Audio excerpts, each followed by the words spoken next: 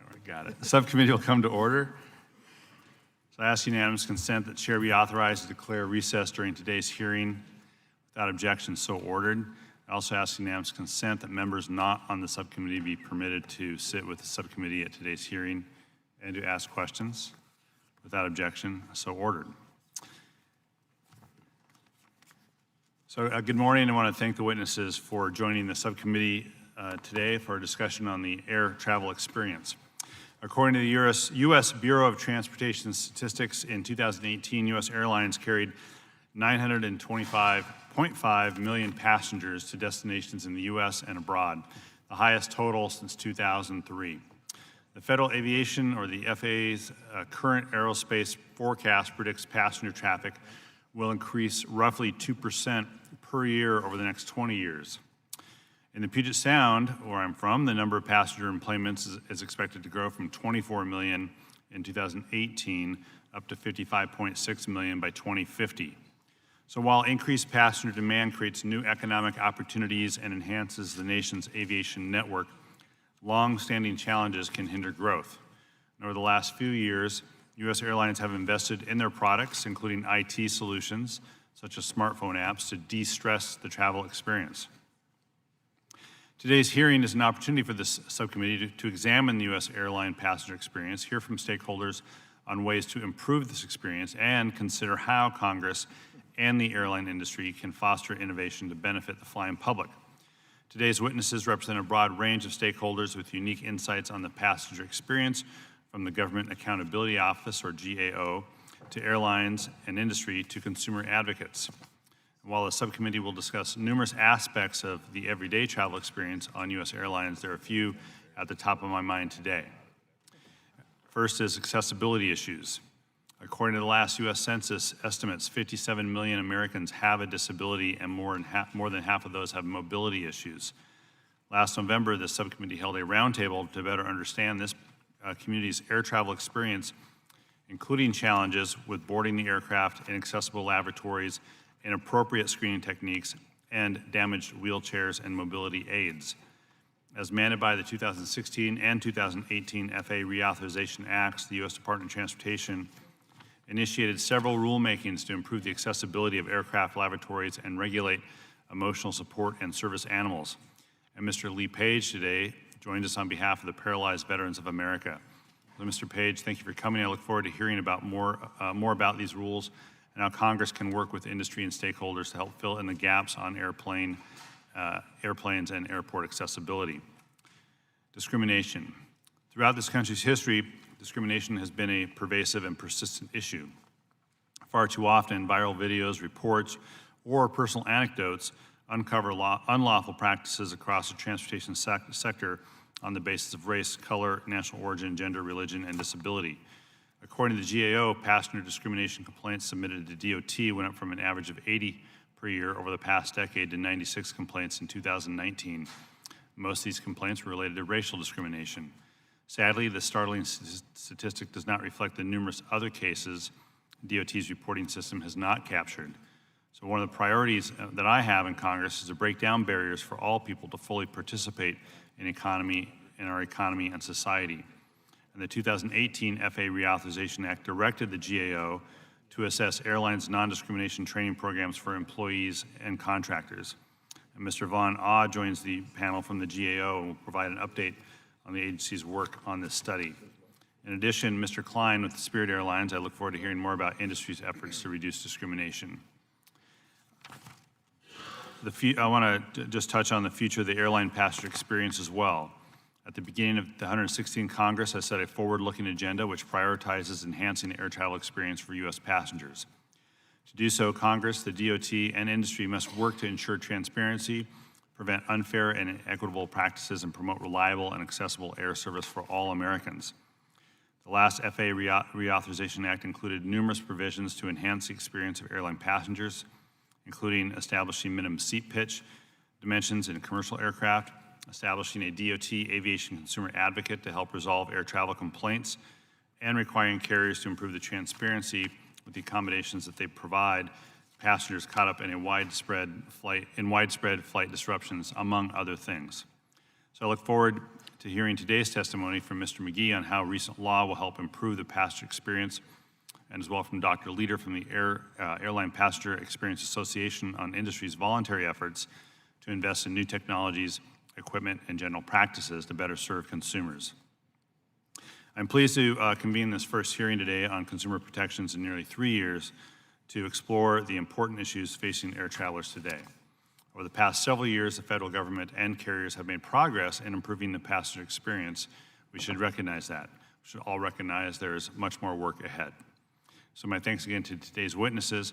I look forward to identifying ways Congress can ensure all passengers have a safe, comfortable, and dignified travel experience.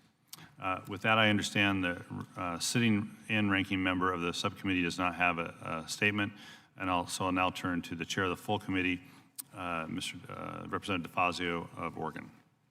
I thank the chair. Thank him for this hearing. Before we get to the subject matter at hand, I just want to address briefly the COVID-19 and air travel. 5 years ago, the GAO recommended that in response to the 2014 Ebola outbreak, that DOT work with relevant agencies and stakeholders to develop a national aviation preparedness plan for communicable disease outbreaks. That hasn't happened. Through 2 administrations, it hasn't happened, and now it's a little late. We have CDC trying to deal directly with the airlines to try and get passenger information. There's ongoing conflict over that.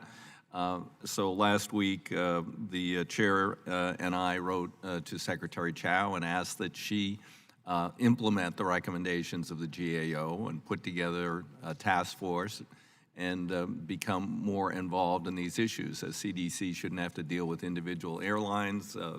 Policies should be developed from knowledgeable people at FAA or DOT so we can begin to better track passengers. Now, that's obviously not the subject of the hearing today, the state of air travel. My first term in Congress, I introduced a bill called the Airline Passenger Equity Act, and some of those things that were in that bill have been enacted, and some are still out there. There are still issues that need to be dealt with for a better passenger experience. One thing is complaints. Oh, well, there aren't that many complaints. Well, GAO says there's 50 complaints to the airlines for every one that gets to DOT. How do you get in touch? Who knows to get in touch with DOT? How do you do that? For a while, I had gotten a mandate in one or another of the bills that they had to post something with an 800 number at the airline ticket counters, and DOT had to maintain an 800 number. I mean, today, how does anybody know to contact DOT with a complaint? We need more transparency there so we get a better handle on how many problems and complaints there really are. The airlines have record profitability. A big part of that profitability is ancillary fees. Now, it's interesting, that we have laws of, I studied economics, graduate school, undergraduate, laws of supply and demand. The airlines, somehow when it comes to ancillary fees or bag fees, the sky's the limit. It's totally elastic. It's like there is no point at which passenger bookings fall off. In fact, when we were doing the FAA bill in 2018, within a month, all the major airlines raised their bag fees by $5. United just raised theirs again, $5. Are their enplanements going to drop off drastically? No. But they say if an airport, in order to enhance the airport experience, the crowded terminals, the lack of gates, which make planes sit idle on the runway for hours sometimes at a time, that if passengers, the passenger facility charge has been fixed for 20 years, if that went up by $1 or $2 or, wow, wouldn't even think of $5 like the bag fee, no one would ever fly again. They would be just totally inelastic. $1 won't fly. I mean, the truth is they want control. And even though we can make the case to the airlines that somebody's going to pay for this, and we've had the airports do an excellent job this last year, starting with the hearing last year, documenting the fact, okay, we have to do these projects. Here's an agreed upon project. If we just bond it for 30 years and don't do anything else because we don't have any more bonding authority, here's how much interest we're going to pay. Now, if we could increase the passenger facility charge, the user fee, by this amount, and they give a table and show, with a couple of bucks, wow, you cut the interest costs in half. And what I say to the airlines is, who's going to pay that interest? You're going to pay it one way or another. You're going to pay it in a landing fee, a gate fee, a lease fee, whatever. Someone's got to pay it. So why waste money? Why not raise money in the most efficient way possible and make the improvements we need to the system? But that, we've been stuck on that for quite some time. Passengers with disabilities, we had a hearing last fall on this. One mishandled mobility aid or one dropped passenger is a tragedy and very difficult for a person with a disability.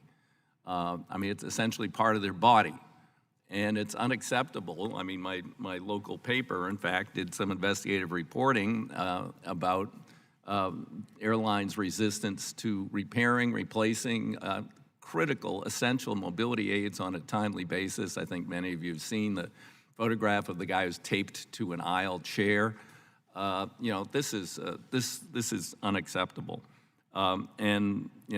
Last we asked DOT, or DOT has asked the airlines to specify their training procedures, how they're replacing or handling the aids that are damaged or lost. I have yet to see the results of that, and maybe we'll hear a little bit about that today.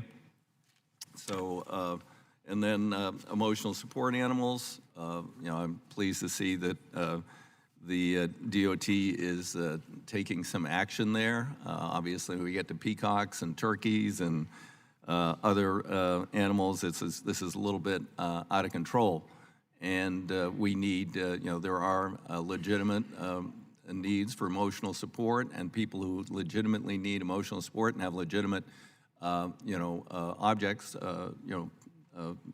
with them, animals, should not be penalized because other people are abusing the system. And then finally, a serious thing is cabin evacuations. DOT is conducting some, I think, inadequate testing with, a partial mock-up shell of an airplane having to do with evacuation times and dealing with seat spacing and issues like that. Before I got to Congress, we'd had the Manchester crash, and people were piled up like cordwood trying to get out of that plane. They died in a survivable crash. It took another 6 years here in the United States to get that one seat removed over the by the wing because the airlines didn't want to lose the revenue. In fact, they came back 2 years later with a fake study that said, it takes longer to evacuate the plane if you take out that row of seats. We beat them back on that, and we still have that. But I'm concerned about it, and we've got to start dealing with the behavior of people. In the Chicago crash, where it took well over almost 2.5 minutes to evacuate a burning plane, people were dragging their carry-on bags with them, big bags. And fighting with the flight attendants over taking their luggage. We've got to figure out how we're going to deal with those problems, and DOT has to reevaluate whether or not we can meet the standard given customer behavior, and something they haven't taken into account. So there's much before us. I look forward to being informed by the panel today. Thank you, Mr. Chairman. Thank you, Mr. Chair.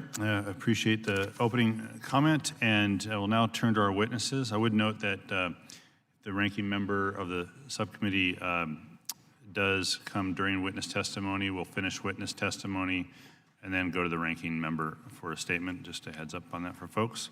I do want to welcome the panel witnesses. We have Mr. Andrew Von Ah, the Director of Physical Infrastructure at the USGAO, Dr. William McGee, Aviation Consultant for Consumer Reports, Mr. Lee Page, a Senior Associate Advocacy Director for the Paralyzed Veterans of America, Mr. Joe Leader, Chief Executive Officer of the Airline Passenger Experience Association, and Mr. Matt Klein, Executive Vice President and Chief Commercial Officer of Spirit Airlines, who's also accompanied by Mr. Thomas Canfield, Senior Vice President, General Counsel, and Secretary of Spirit Airlines. But I understand Mr. Klein will be giving the opening statement, and Mr. Canfield is present for possible questions as well.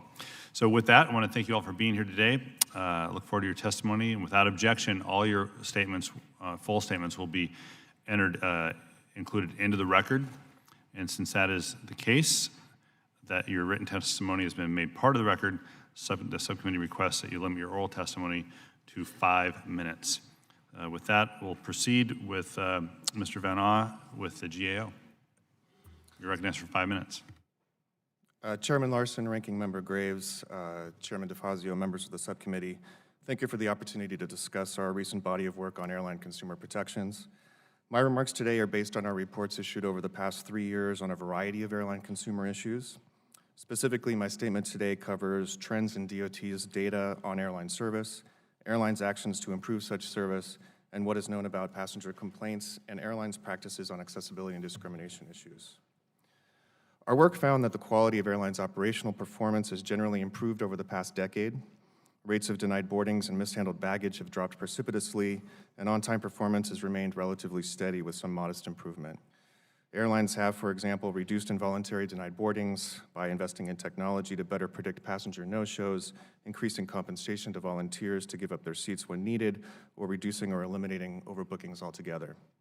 They have upgraded baggage tracking technology and have instituted practices to mitigate the impact of delays, such as tracking flights that are at risk of being chronically delayed, improving communications with passengers through text messaging updates, and voluntarily compensating some passengers during extended flight delays. Nonetheless, when delays and other disruptions occur, they can be costly and inconvenient for both airlines and passengers. Airlines are required to compensate certain passengers who are denied boarding involuntarily and to provide refunds for canceled flights. Beyond those requirements, however, DOT officials told us that airlines are not obligated, though they may choose, to provide accommodations for flight disruptions such as cancellations and delays, unless specified in airlines' contracts of carriage.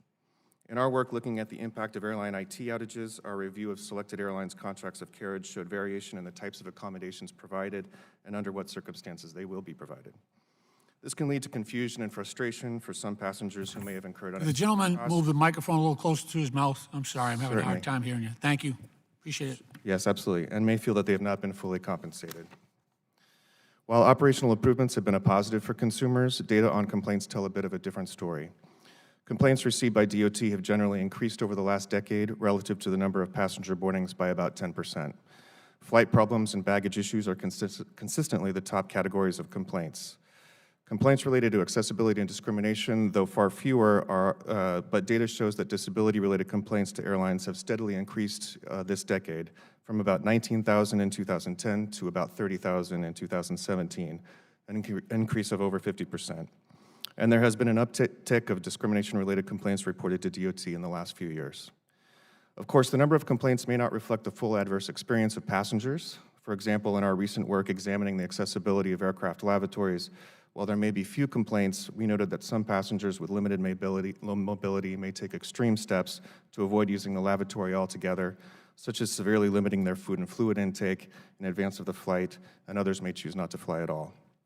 More generally, we have found that complaint data are inherently limited because a substantial portion of dissatisfied individuals never complain and are therefore not represented in the data. Our recent work on accessibility and discrimination issues has focused on airlines' efforts to provide training on these topics to their employees. And we found that all the airlines we examined had developed initial and recurring training in these areas, though they have been reticent to provide some of the details to us.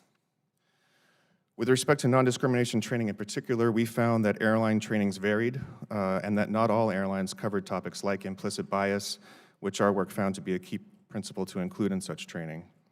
Looking forward, the 2018 FAA reauthorization bill contained a number of provisions for DOT with respect to consumer protections, including provisions to develop leading non-discrimination practices for airline training and to establish an airline passengers with disabilities bill of rights. These efforts are ongoing. DOT has also recently taken initial steps to establish rules related to the accessibility of single-aisle aircraft lavatories, which has been something that they've been working on since 1992, I might add, and regulating service animals. In addition, we have open recommendations to DOT to improve its ability to target and measure its consumer protection compliance activities, including getting feedback from consumers on its efforts to educate them on their rights. Chairman Larson, Ranking Member Graves, this concludes my statement. I'd be happy to address any questions you may have. Thank you. Thank you very much. Mr. McGee, you're recognized for 5 minutes. Chairman Larson, Ranking Member Graves, and subcommittee members. On behalf of Consumer Reports, the independent nonprofit consumer organization, thank you for the opportunity to address the concerns of millions of American air travelers. 3 years ago, I appeared before this committee after the infamous Dr. Dow incident, in which a paying passenger was literally dragged off a United Airlines flight. We heard promises that day, but conditions have not improved much for air travelers since then. A wave of mega mergers since 2001 has left just 3 major network airlines, American, Delta, and United, plus major low-cost Southwest. Many of us warned such lack of competition would leave Americans at the mercy of an oligopoly, resulting in worse service, higher fares, and fewer hubs and nonstop flights. And that's what has come to pass in many markets. Aircraft cabins are more fully packed than at any time since World War II, with passenger load factors at 84%, straining the system to capacity. Seats are tighter as airlines shoehorn ever more passengers in, and the nickel and diming of fees has exploded. Ancillary revenue reached $75.6 billion worldwide last year. Statistics indicate that involuntary denied boardings increased by 57% last year, with almost 21,000 passengers bumped against their will, enough to fill Capital One Arena. That's why we still advocate banning any forced bumping of ticketed passengers. But a central question was never addressed. Why Dr. Dow? What internal airline calculations determine who will be permitted to board and who will be bumped, or worse, dragged off? This is an industry in desperate need of transparency. Consider, searching through multitudes of flights and fares can be mind-numbing due to extraordinarily complex pricing. This is especially hard because most travelers fly less than once a year, and the airlines don't make it easy to comparison shop. Fees can be even more opaque. Sometimes you can't obtain fees prior to booking, even for basics like checking bags, picking seats, changing flights, or even carrying on a bag. It's common now for airlines to block out seats at booking, leaving fewer available for selection, thus scaring customers into paying more. Indeed, basic economy is designed to attract shoppers and then pressure them by upselling. When a flight is delayed, who will be rebooked and who will not? When it's canceled, who will get a hotel room and who will sleep on the airport floor? If you're not in a premium class or an elite frequent flyer, watch out. Even safety itself is opaque. There's no transparency on the critical maintenance and repairs outsourced to El Salvador, Brazil, and China, often under far less stringent oversight. Lengthy contracts of carriage provide few rights and guarantees. That's why we still advocate for a comprehensive passenger bill of rights, with guaranteed accommodations during flight delays and cancellations, transparencies of fares and fees, and safe, healthy aircraft seating. Because the 1978 Airline Deregulation Act overrules most state consumer protection laws, DOT plays a particularly essential role in protecting passengers, but unfortunately has largely abdicated that role. Consider, in 2017, it cited limited public benefit and withdrew 2 key rulemakings, while new rulemakings have dwindled. For 2 years, DOT's Consumer Protection Committee held no meetings. Then DOT appointed someone from the American Enterprise Institute with no history of consumer advocacy as the consumer representative. Enforcement authority is falling far short as DOT issues record low fines. Last year, DOT fined American roughly $77,000 per tarmac delay and Delta roughly $68,000. For corporations that generated more than $44 billion each in revenues in 2018, that's no deterrent. In 2016, Congress, led by this committee, directed DOT to review and, if appropriate, establish a policy to ensure families with kids 13 and under sit together without paying extra fees. For years, DOT was virtually silent, so we filed a Freedom of Information Act request. DOT finally forwarded 136 complaints to us, stating publicly it was unnecessary to act, quote, based on the low number. We analyzed those complaints and were horrified to find cases with children as young as 1, 2, and 3 years old assigned seats away from family. Other children were autistic, suffered seizures, or had life-threatening nut allergies. Such policies also guarantee chaos during emergency evacuations and put children at risk for in-flight sexual assaults, which the FBI says are rising. Shocked by DOT's inaction, we created an online portal and soon forwarded over 600 complaints, more than 4 times DOT's original total. DOT should fulfill this committee's mandate, and we're urging major airlines to fix this themselves, joined by more than 125,000 individuals who signed our petition. We also support the Fly Together Act. Other critical safety issues that haven't been effectively addressed include FAA's troubling oversight of aircraft maintenance outsourcing to foreign repair station, echoing its failed oversight of Boeing 737 MAX. That's why we support the Safe Aircraft Maintenance Standards Act. FAA's emergency evacuation testing has failed to account for seismic changes, record passenger loads, tighter seats, larger passengers, more disabled, more carry-on baggage, distracting electronics, oversized untrained support animals, and of course, children seated apart from families. FAA's refusal to close a 67-year-old loophole and require children under 2 to be properly restrained on commercial flights. Recent media reports highlighted raging battles over... Mr. McGee, you need to reclining wrap seats. up. Sure. All too often, DOT serves the interests of airlines, not the flying public. Congress should enact meaningful passenger rights protections and provide greater safety oversight. We applaud the subcommittee for its continuing efforts. I'll be happy to answer any questions. Thank you very much. Thank you. I now want to recognize Mr. Lee Page of the Paralyzed Veterans of America. Mr. Page, you're recognized for 5 minutes.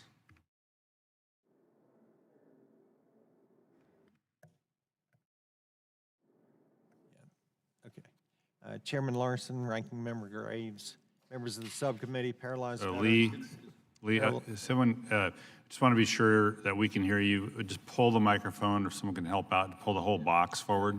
Okay. Can you hear me now? Yep. Okay. Chairman Larson, Ranking Member Graves, members of the subcommittee, Paralyzed Veterans of America, thanks you for the opportunity to testify regarding air travel experience of passengers with disabilities. It has been more than 30 years since Congress passed the Air Carrier Access Act. This law protects the civil rights of passengers with disabilities in air travel. Although it improved our experience, the process is far from seamless and at times is even unsafe.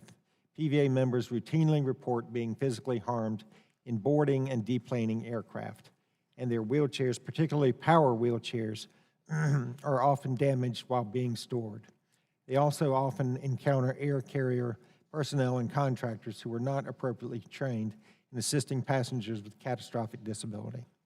We believe most problems result from lack of training, inaccessible aircraft, and inadequate enforcement of the law.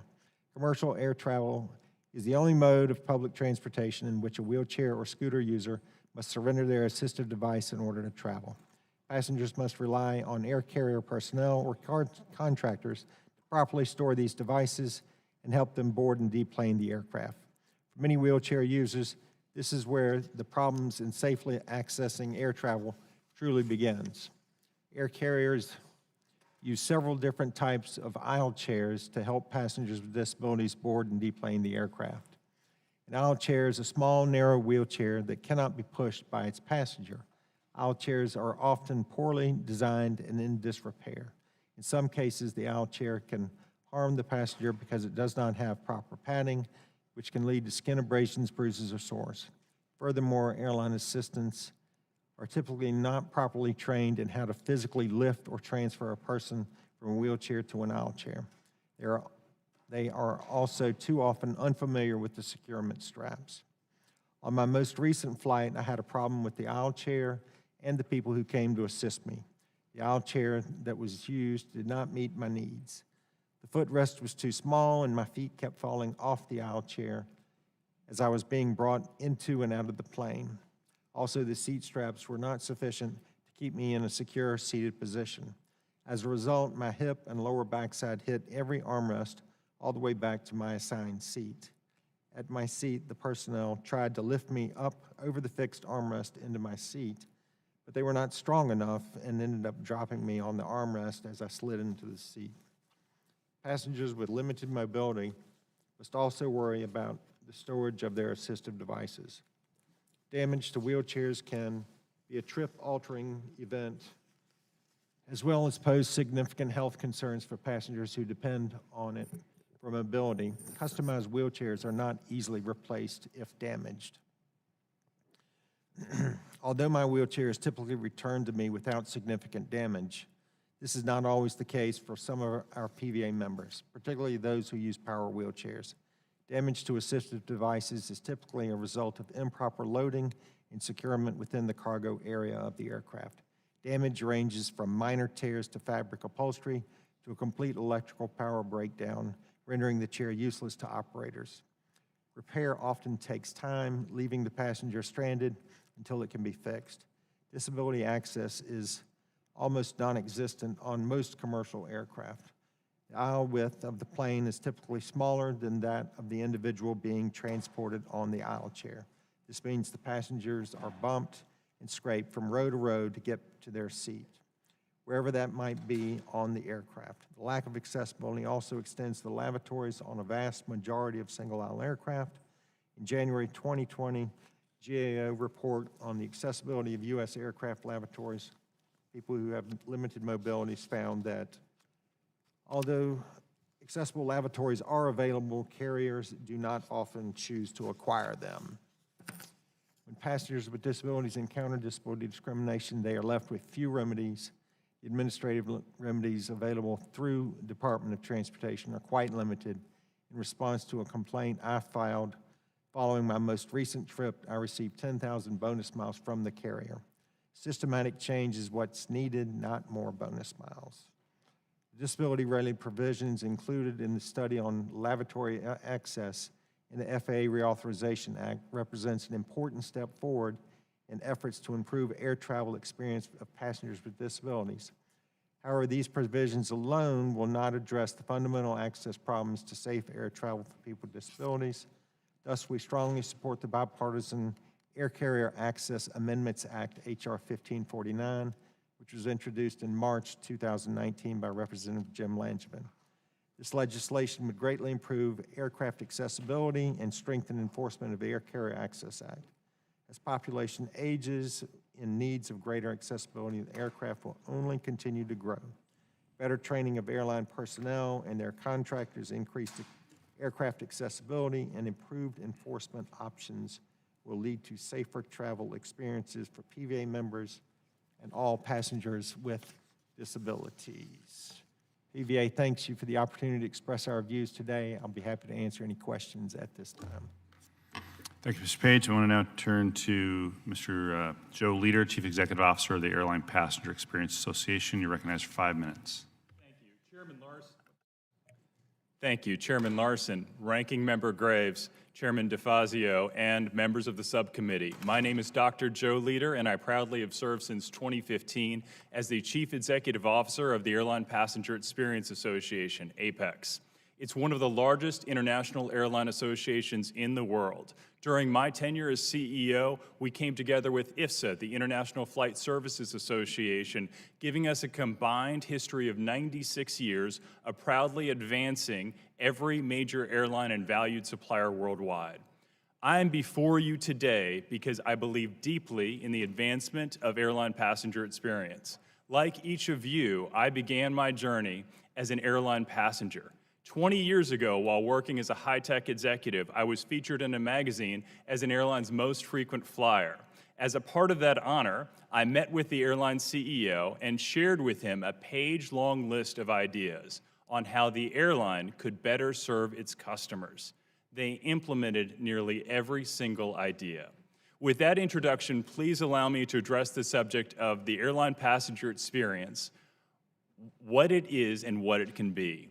APEX neutrally tracks, verifies, validates, and certifies ratings for over 1 million flights per year across approximately 600 airlines globally for the official airline ratings via TripIt, the leading travel management app worldwide.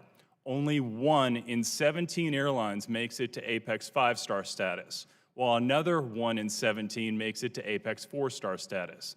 I am proud to share with you that the United States reached an incredible milestone last year as Alaska, American, Delta, Hawaiian, JetBlue, JSX, Southwest, Spirit, and United all reached either 4 or 5 stars as independently rated by their airline passengers. Spirit Airlines has proudly joined me here today at this hearing to share how their invest in the guest philosophy has improved their independently verified passenger ratings, thereby advancing themselves to an APEX 2024 star airline. In good news for all Americans, the inflation-adjusted cost of air travel has dropped by approximately 50% over the past 2 decades, keeping air travel costs lower than historic totals, even after including all ancillary revenue fees. From a dynamic market perspective, competition has driven U.S. airlines to offer more variety in types of airline passenger experience than ever before. Innovation has enabled U.S. airlines to offer better options to their customers, including the disabled. To that end, APEX served a leading role on the U.S. Department of Transportation Access Advisory Committee, advancing closed captioning and audible description options. Voluntarily, U.S. airlines have been placing these enhancements across new in-flight entertainment systems, both in seatback screens and in bring-your-own-device options. For better accessibility, manufacturers are creating better options for improved ease of access for wheelchair-bound passengers. This resonates personally for me with the Paralyzed Veterans of America testifying here today, as my wife personally served a quadriplegic before she became a medical doctor and surgeon, and my father proudly served in the U.S. Army and flies frequently with my family using his wheelchair. What does the future bring for U.S. airline passengers? Our customers will enjoy flights more than ever with expanded entertainment and connectivity options. The number of aircraft with in-flight entertainment screens worldwide will continue to increase, while bring-your-own-device options will surge to cover nearly all remaining commercial U.S. aircraft this decade. As an example of innovation, each new screen installed by Delta weighs approximately 2 pounds less than its predecessor, saving millions of gallons of fuel despite more screen size for passengers. New technologies for our key airline suppliers will make future seatback screens nearly as thin and light as seatback hard plastic. Seating advancements have enabled passengers 2 to 3 inches more legroom than historic seats in existing space, as I've indicated in my written testimony. U.S. airline ticket prices should continue to track lower than the rate of inflation, as airlines now burn 53.7% less fuel per passenger than the 1990s. This helps benefit our passengers, our airlines, and our world, with a carbon emission reduction averaging 2.3% less each and every year for the past decade alone. Our U.S. airlines are voluntarily spending tens of billions of dollars enhancing airports to better serve their customers, including implementation of face matching from the U.S. Department of Homeland Security that securely interlinks with their airlines without any transfer of photos. Other new technologies being deployed by our airlines are advancing to complete journey management, including ground transportation, automated bag tracking, all along your journey, and remembering your personal preferences. This is only the beginning of Thank you, Mr. Leader. Advancing. Thank you. I'll be wrapping up. Yes, Chairman. You're wrapped up. Sorry, I gotta move on. Of course. Thank you very much. Now I want to recognize Mr. Klein for 5 minutes, Spirit Airlines. Good morning, Chairman Larson, Ranking Member Graves, Chairman DeFazio, and members of the Subcommittee on Aviation. Thank you for the opportunity to testify today. My name is Matt Klein. I'm the Chief Commercial Officer of Spirit Airlines. Spirit Airlines is the largest ultra-low-cost carrier, or ULCC, in the U.S. We serve over 50 U.S. domestic airports and 25 international destinations. Our total prices, including all ancillary products and services, are, on average, more than 30% below those of other airlines on our routes. Corporate travelers and more affluent consumers have many choices in today's market. Spirit's product is designed for highly price-sensitive travelers, mainly ordinary individual consumers, families, and small and medium businesses who pay for their own tickets and who face narrower options. This continues to be an underserved segment in today's market, and we are proud to fill the need. We are the fastest-growing airline in the U.S. for the past 1, 3, 5, and 10 years, consistently running high load factors. So it seems American consumers are responding very favorably to the choice we provide in the market for air travel. What may be less widely known are the tremendous strides Spirit has made in the past few years to become one of the most reliable airlines in the country.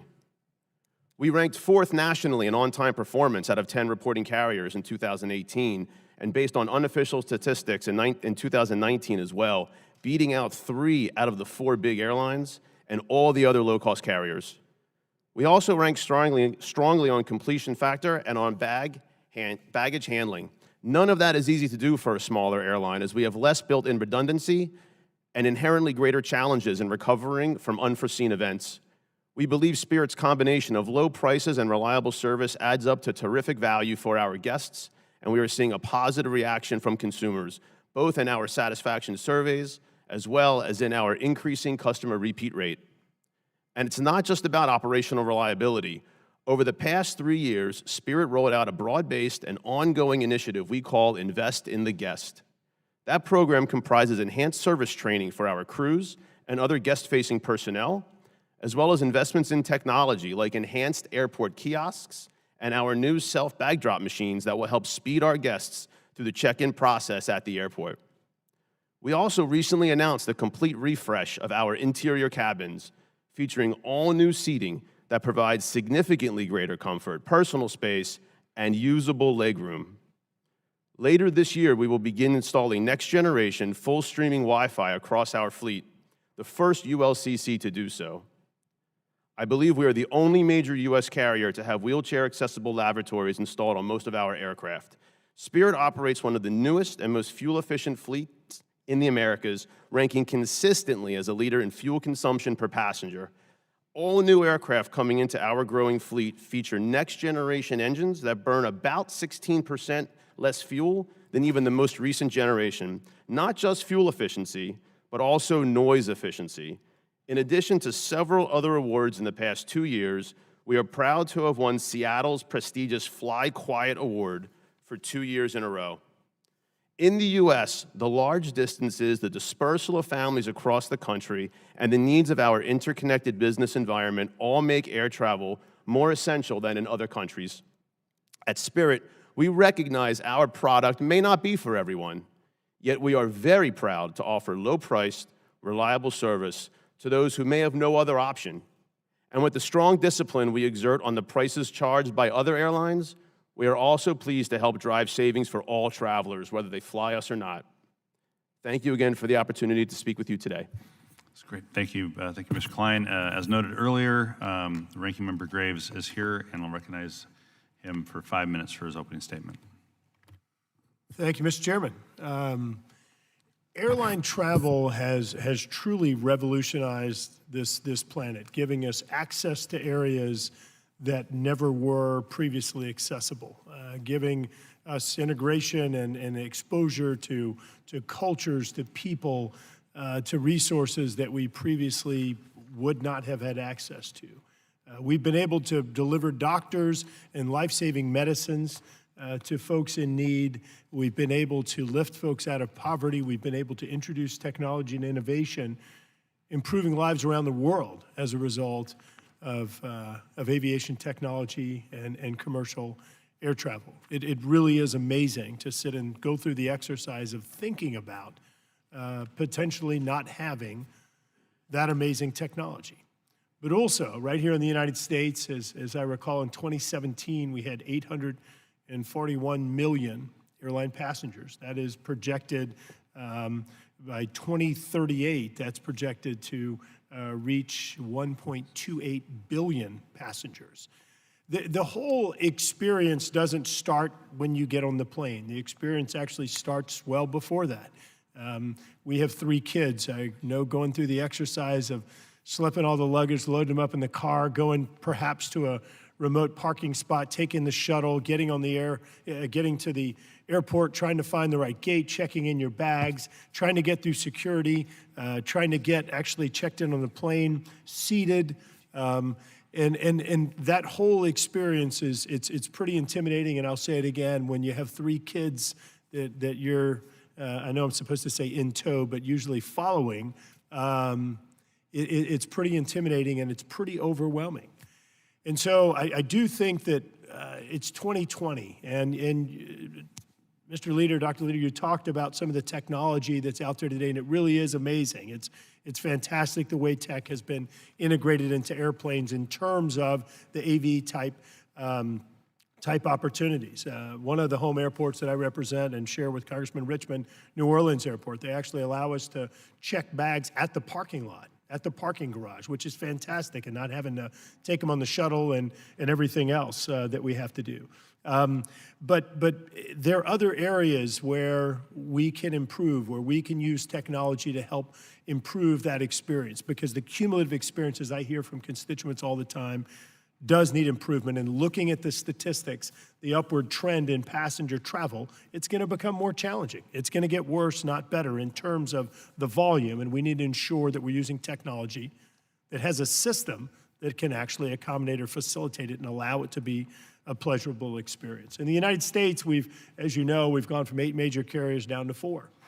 It's interesting in that, if I remember the numbers correctly, when you look at the complaints about airline travel, as I recall, over half of them are complaints concerning international carriers, not our domestic carriers. Now, I haven't done the math or looked at the statistics, but I'm going to guess that we have multiple times more folks flying on domestic carriers than we do in international. And as we've seen in this committee across issues, there is a culture difference among international carriers versus domestic, and something that we need to continue to focus on. I also want to make note that in the FAA bill that we did in 2018, we made over 40, had included over 40 different provisions related to consumer issues and passenger experience. As the chairman noted, perhaps there are a few that we need to continue focusing on and working together with everyone in this room to continue to improve that experience as best we can. But I do want to make note, everything from seat sizes to strollers, evacuation standards, involuntary bumping, oxygen mask, protecting pets on planes, and I believe a dozen different provisions, Mr. Page, related to passengers with disabilities. So certainly progress has been made as the FAA works to implement those, but I'll say it again, and I think the chairman noted, we certainly need to ensure that we continue to revisit this. This is an iterative process, and continue to improve the experience as much as we can. Lastly, right now, obviously, one of the things on people's minds is coronavirus, and we need to make sure that we all continue to focus on this. Outbreaks in South Korea, Italy, Iran, and other areas are infecting more new patients on a daily basis than occurring in China. And if outbreaks can happen there, they can happen here. We need to work in a bipartisan manner and ensure that we focus on this particular issue, aviation travel, air travel, and ensure that we're making this experience as safe as possible. With that, Mr. Chairman, I yield back and appreciate the opportunity to give an opening statement. Thank you. And now I want to move on to member questions. Each member will be recognized for 5 minutes, and I will start by recognizing myself. I'll start with Mr. Page. Last fall, during the subcommittee's recent roundtable on accessibility, you discussed the PVA's collaboration with the administration on a recent rule to improve lavatory access in single-aisle aircraft. Can you give us your thoughts on the proposed rule and where we are on its development?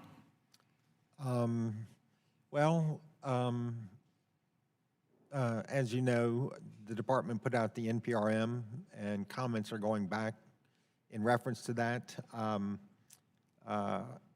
Spirit testified they're an airline that most of their planes have SpaceFlex 1, which is it's a lavatory at the end of the airplane that a person in an aisle chair can actually traverse back and get into the lavatory with assistance from the flight attendant.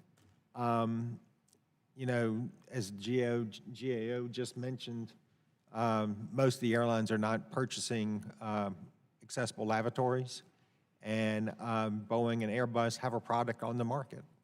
So the real deal is, you know, when are they going to start buying the lavatories? Mr. Leader, can you elaborate a little bit more on technological investments to improve accessibility? Certainly, Chairman Larson, when it comes to restrooms, the SpaceFlex option that Spirit has implemented was done on a voluntary basis. It's designed so that you can have 2 lavatories that actually become one, so it's more accessible for people that need the additional space and room. We have other new technologies that are, as I've put in my written testimony, will enable airlines to actually use space that could not otherwise be used in the aircraft for a more accessible lavatory by actually expanding the lavatory out. As I've worked with our airlines across the U.S., this is a central area of concern, one in which I'm very proud of what Spirit Airlines has done as a market leader in this space, and one in which I think you will see all of our airlines more assertively doing as they do cabin redesigns and new orders from our friends at Airbus and Boeing. There are more options than before. Our airlines care, and the big requirement, and this is what SpaceFlex allows, is you have 2 lavatories for use for most of the passengers, because we do want to serve all passengers. But when it comes to serving our disabled passengers, those 2 lavatories become 1 for greater ease of access. It's the perfect type of compromise that advances our industry. Mr. Klein, you did note where Spirit is on lavatory accessibility. What kind of different, what level of investment was necessary to make that happen? Well, we did go through a retrofit of, I'd say at the time was roughly half of our fleet went through a retrofit in order to put those accessible lavs into the aircraft. And now every new delivery we take moving forward, which I think that project finished up about 2 years ago. And since then, every new delivery we have, it's right there as it comes in. If I may add one other piece to that, to what Dr. Leader mentioned, is we also have on our aircraft the widest aisles that you could possibly have on a single aisle aircraft. It's important to us. We put certain types of seats in that create more width for the aisle as well, just to help address the issues that Mr. Page mentioned earlier. Yeah, and all of your planes are single aisle? Yes, that's correct. Spirit is all single aisle? All single aisle, that's correct. Yeah. Mr. Page, back to you on wheelchairs in the aisle and the design of the wheelchairs that they use. I've never seen a wheelchair used that isn't sort of basically metal pipes with cushions and so on. Is there some research going into looking into redesigning and using different materials so you have a lighter, stronger aisle wheelchair to help out with the folks in the disability community? You've got 2 products. You've got the aisle chair, which is what airlines and the airports use to get on the plane. Yeah. And then you have the onboard wheelchair, which would take you back to the restroom if needed. Access Board just put out an NPRM for standards for the onboard wheelchair. There are no recent standards for the aisle chair. The aisle chair is what gets you on the plane, and that's the one that gives you trouble, as I described in my testimony, because of basically my seat is 18 by 19, and I'm sitting on a 14-inch aisle seat. So, and the width of the aisle is narrow also. Right. So, your question of standards, there are 3 or 4 different products that the airlines use. The Columbia is the most wide used across the industry, and there are a couple others that are used, but you know, they're not specifically designed for someone with a permanent disability such as myself. Thank you. I'm going to turn now to Mr. Graves. You're recognized for 5 minutes. Thank you, Mr. Chairman. Mr. Vaughn, I'd ask you a question. In your testimony, you indicated that the number of denied boardings have decreased or gone down, including in 2018. However, Mr. McGee's testimony indicated a trend otherwise. Do you have any idea the differences? Sure. No, absolutely. Thank you for the question. In 2019, it's correct that those numbers have gone up. For involuntary denied boardings, they've gone from about 11,000 or so in 2018 to, I think it was 21,000 or so in 2019.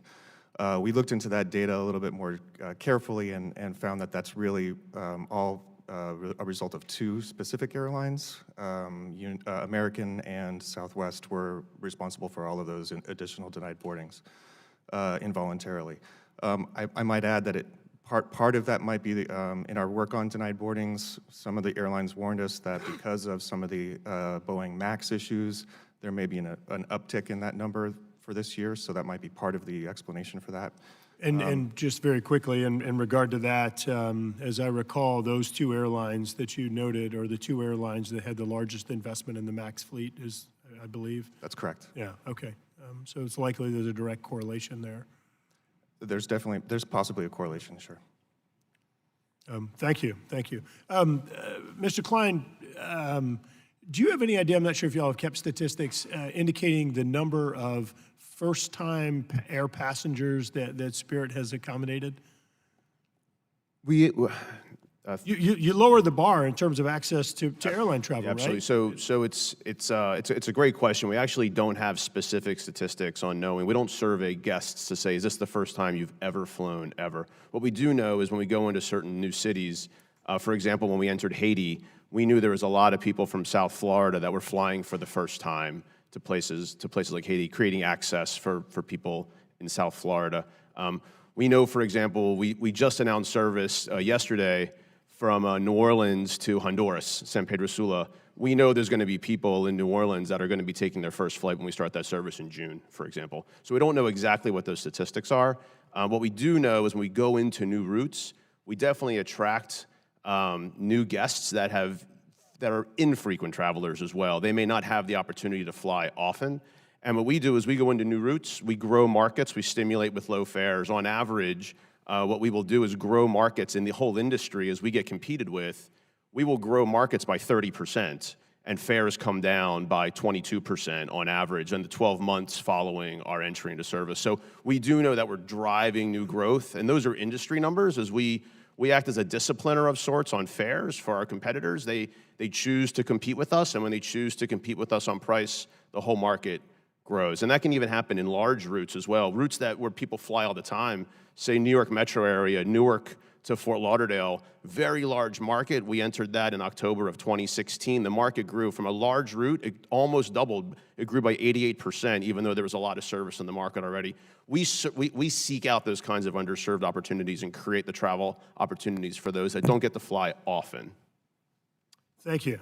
Look, I can tell you from our one of our home airports, New Orleans, every time I walk in the Spirit area of the airport, it is absolutely the people that are there for tourism, that are there having a good time, in many cases still out from the night before, but that's fine. But it clearly, it appears anyway that it's opening up aviation access to folks that previously wouldn't have made that decision. You know, it's actually comparable in some cases to, hey, should we drive here or should we fly to New Orleans? And it is fantastic to see that whole group, what I believe, just anecdotally, opening access to a whole group of travelers that previously wouldn't have chosen that option or would have seen it being out of reach. So I certainly do appreciate that.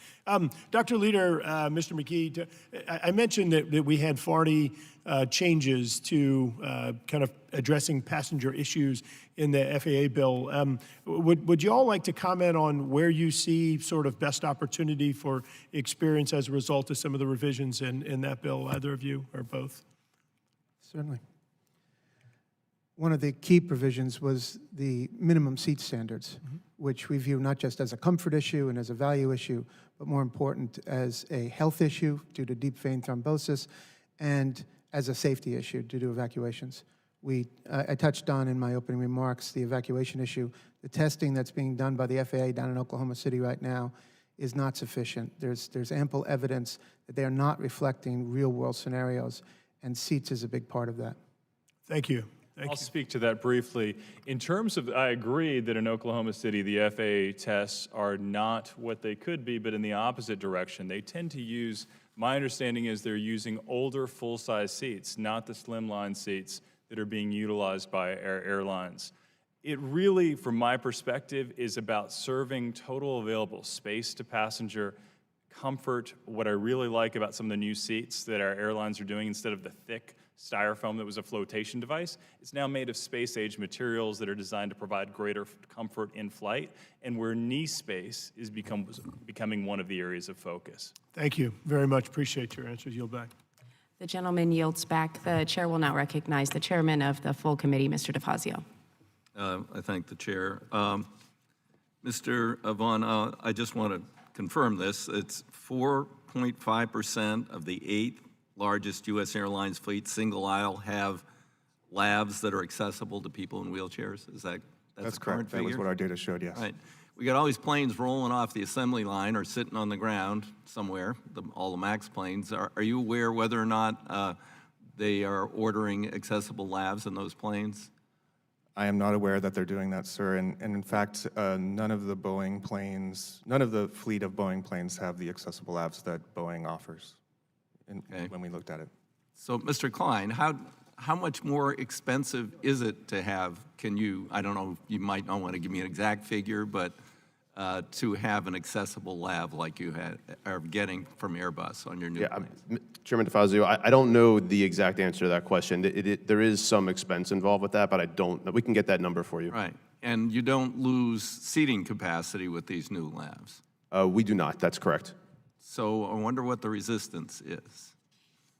I don't think it's smart for me to speculate on what Yeah, other airlines right, may yeah. be choosing for their product. Yeah. Right, yeah. This might be something that warrants more of a mandate than because, I mean, we're losing opportunity when you're making a new plane and there are things that could go in it. For instance, secondary barriers, which we mandated in the bill, which are not going into the new planes and because of DOT dragging its feet, and now what we're hearing about accessible labs. Have you, Mr. Page, have you ever flown Spirit? Have you experienced their accessible lab? Truthfully, I have not flown Spirit before, but I have seen the accessible lab in 2016 during the Access Committee. Do you think it's suitable? It works very well for a person who's on an aisle chair. With the assistance of a flight attendant, you can get in. As Dr. Leader described, it's 2 bathrooms side by side. They split there's a foldable wall that opens up, and so you actually have, 2 sinks and 2 lavatories, and it's big enough to close the door and be in there on the aisle chair, so it works. Right. Mr. McGee, you referenced the emergency evacuation. Again, the tests that are being conducted, why do you think they're inadequate? I mean, what are the inadequacies in those tests? Well, from the experts at the FAA that we've spoken to, real-world testing hasn't really been done in an effective way by the FAA in about 20 years because they've relied on computer modeling. And so the testing, as you noted, Mr. Chairman, in your remarks, involves a truncated section of a fuselage. It's not even an entire aircraft. It doesn't reflect these seismic changes that have taken place over the last 20 years. Load factors are a good 20 points up on average since the late 90s. Americans are larger. There are more disabled on board. There are more carry-ons due to the checked baggage fees. There are more distractions from electronics. There are this issue with the animals, the support animals that in some cases are oversized or not trained. You combine all this together, and then you add the issue that we raised earlier about families traveling together where children are separated from their parents. You put that all together, and then you have an emergency evacuation, and we can't stress it enough. An American Airlines survey of its own passengers last year found that 87% of people flying on American flew less than once a year. Right. So they're just not familiar with this. It's just a bad recipe all around. All of these factors combined. What do you think we could do about the issue of, flight attendants say, inform you, don't get your carry-on bags, but we had the Chicago incident and flight attendant gave up trying to stop someone because he figured it was taking longer to get the bag away from him. What can we do about that?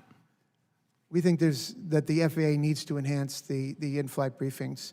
It's an issue that just hasn't been stressed enough. It's life and death, and there's ample photographic evidence of real-world accidents in which people are going down slides with carry-ons and laptops. Do you think maybe we should impose, it should be emphasized and also a penalty should be mentioned? It's something that certainly needs to be considered by the FAA. Yes. Right. How about some way to lock on approach and takeoff the overhead bins? It seems like it wouldn't be too difficult for the manufacturers to come up with an electronic locking system. I've spoken to some experts about that. A few of them expressed concerns about emergency equipment that might be in overhead bins. Well, you but can, it can you can obviously leave that be, one right, off. Exactly. It can obviously be moved. It's an excuse that can be easily addressed. Right. Okay. Thank you. I see my time's expired. The gentleman yields back. The chair now recognizes the gentleman from Ohio, Mr. Balderson. Thank you, Madam Chair, and thank you all, panel, for being here today. I'm going to kind of switch gears a little bit. My first question is for Mr. Klein. Last month, this committee held a hearing on the future of Americans' aviation maintenance and manufacturing workforce. It's no secret that our aviation and airlines industries are facing a major labor shortage that is expected to grow in the coming years. Industry forecasts show that North America will need over 200,000 civilian pilots and almost as many maintenance technicians over the next 20 years. On February 5th, 2020, United Airlines announced an expansion of their Aviate pilot program and signed a purchase agreement to become the only major U.S. carrier to own a flight training academy. Can you discuss any recent actions from Spirit Airlines that would invest in education and workforce development? Yes, we have done some investment in this. We have what's called flow-through agreements with some regional carriers where their pilots go through, they get their flight hours, they become pilots at regional carriers, and then come to Spirit Airlines after a period of time. Additionally, we have just used, and this is on behalf of the Spirit Foundation, which is a nonprofit arm of Spirit Airlines. We are investing with what I would call education centers and facilities that do pilot training and also do mechanics training, technician training. And we're doing that for two reasons. One is to make sure the pipeline continues to grow. The second is we think it's extremely important that we have a more diverse workforce in both the pilot ranks as well as the technician ranks. So we're also investing in places that promote both female and minority training for those individuals that want to join the aviation industry. We think that's an important part that can help diversify the workforce at the same time. Okay. My second question also to Mr. Klein, but if anyone on the panel would like to jump in and give their thoughts, please do so. If the workforce shortages in the aviation space is not addressed, whether it is with air traffic controllers, maintenance technician, and engineers or pilots, what consequences will we see for consumers? Well, certainly it's very important to have highly skilled professionals as part of the workforce. Right now, it's hard for me to speculate about the future because right now we're not having issues with recruitment or training and retention of the professionals that you're speaking of. It's hard to speculate about the future. I would just assume that if we start to have those kinds of issues, you'll see the free market work where salaries or things of that nature would become more important for those individuals, and you'll see that kind of demand drive more people entering that part of the workforce. Okay, thank you very much. Would anybody else like to add? Mr. McGee. Yes, thank you. For about 15 years now at Consumer Reports, we've been investigating and advocating about aircraft maintenance outsourcing by U.S. airlines, much of it outside the country to foreign repair stations. We've advocated about it as a safety issue from a consumer perspective, not from a labor perspective, but the two issues are intertwined because we have decimated an entire generation of mechanics here in the United States because the work has been shipped overseas for much lower salaries. And that's something you just can't get back overnight. Younger people coming out of the military, coming out of school, looking for careers who once, found a very good career in airline maintenance are not finding it now. Okay, would anybody else? Mr. Leader. Yes, I'd like to speak on that briefly, Congressman Balderson. From my perspective, we are seeing the right balancing occur. When the FAA mandated higher number of hours for pilots, we saw it suddenly drive more pilots to get more experience at smaller airlines or Part 135 operators, and then they're actively seeking to move up through the airlines. When it comes to maintenance, I've been at maintenance facilities across our airlines. It's a very sought-after job and one that I believe will continue to grow.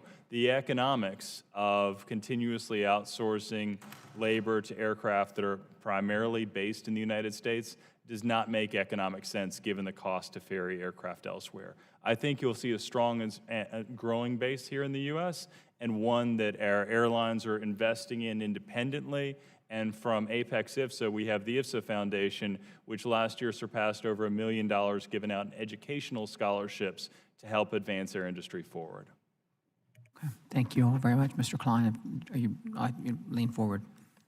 I was just going to add that to what Dr. Leader just mentioned is we do some outsourcing of some of that work, but we do it in Puerto Rico. It's the decision we made to help support the territory there. So, and we're using a highly skilled, highly trained professional organization there, and we're doing it. So we do have a small ferry cost to get the aircraft to Puerto Rico. We felt that was a good investment for the territory to continue to do that work there. Okay, thank you all very much. Madam Chair, I yield back. The gentleman yields back. The chair now recognizes the gentleman from Tennessee, Mr. Cohen. Thank you, Madam Chair. Discontent among airline travelers has been increasing, and it's for a good reason. While airlines are experiencing record profitability and executive salaries are getting larger and larger, the flying public is being squeezed like sardines in shrinking seats, charged unreasonable amounts of money due to increased and new ancillary fees, and faced with fewer choices as competition decreases. When it comes to unreasonable airline fees, the airlines have gone beyond imaginable levels.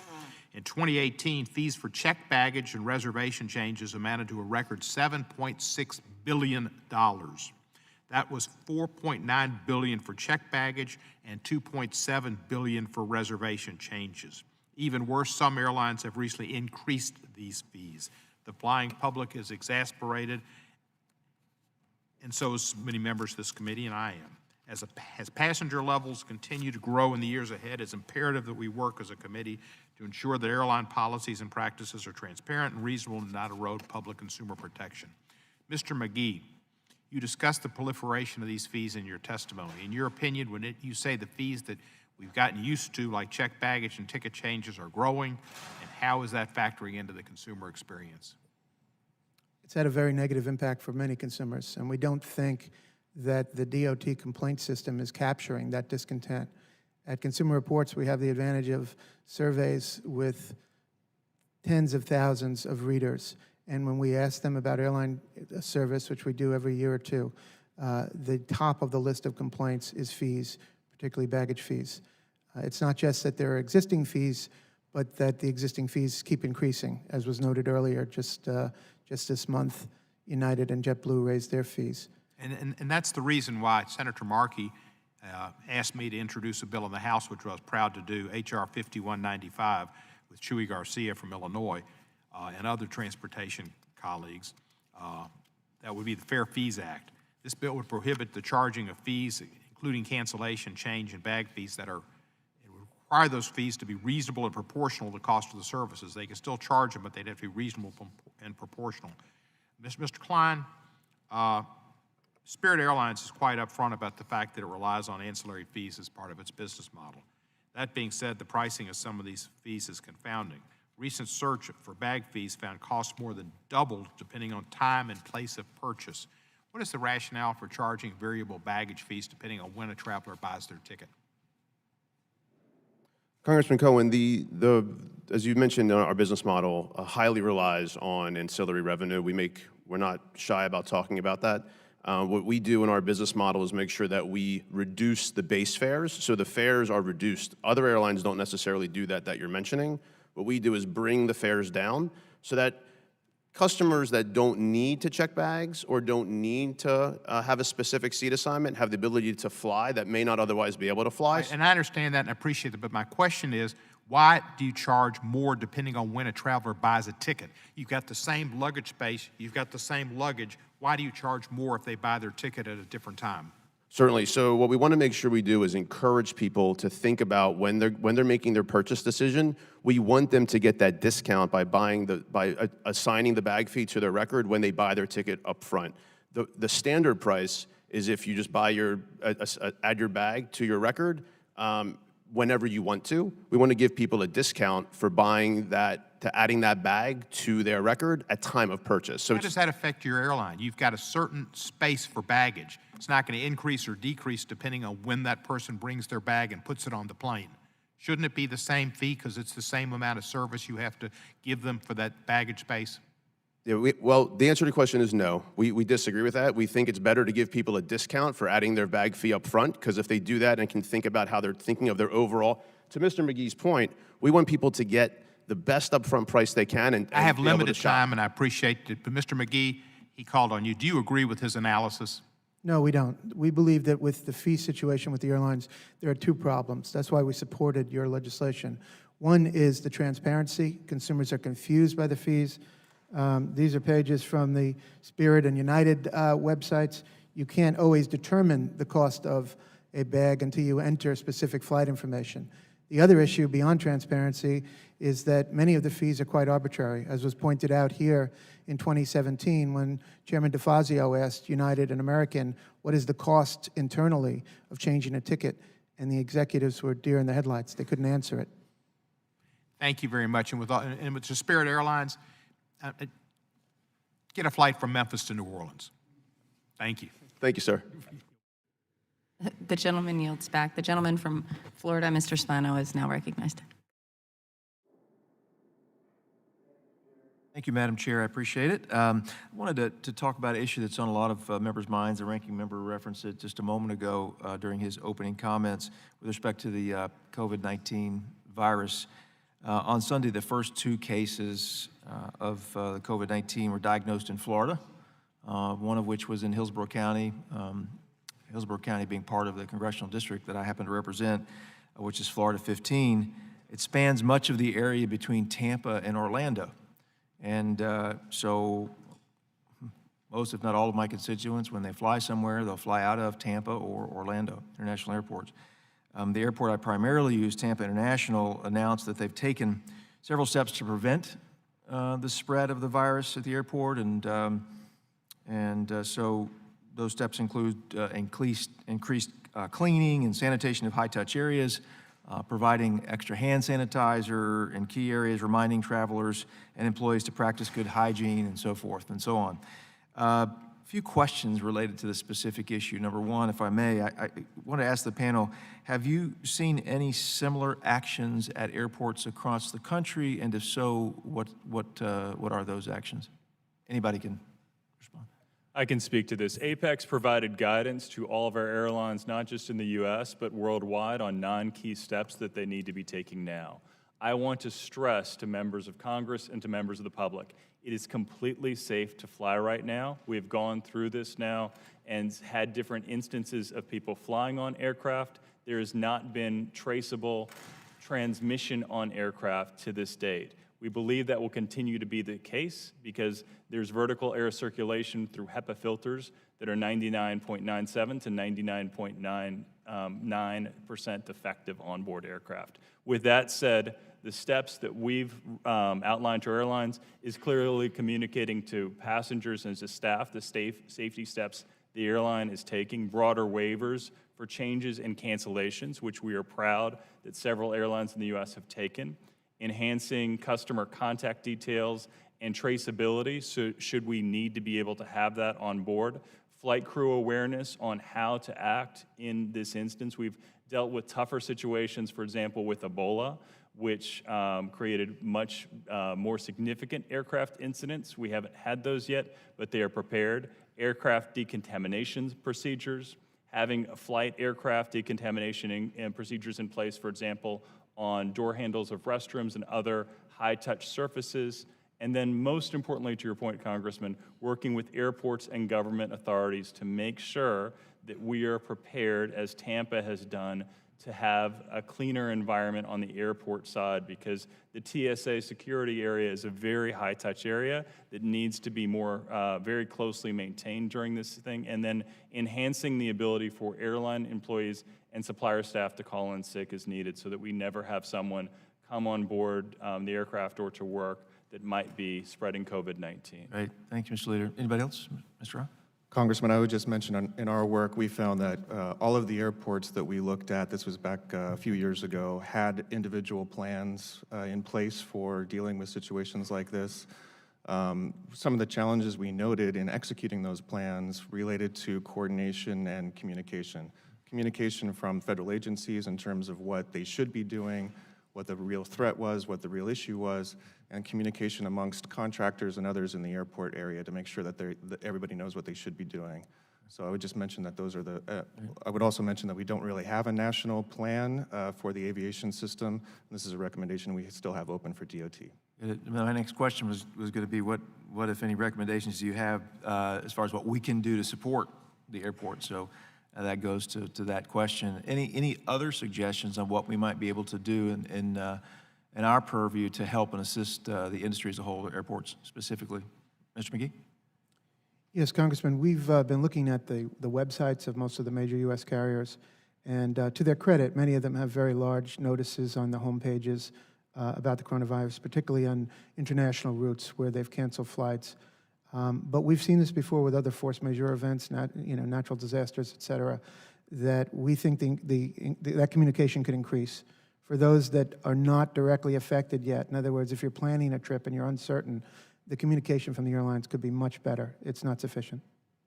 Anyone else want to speak to that?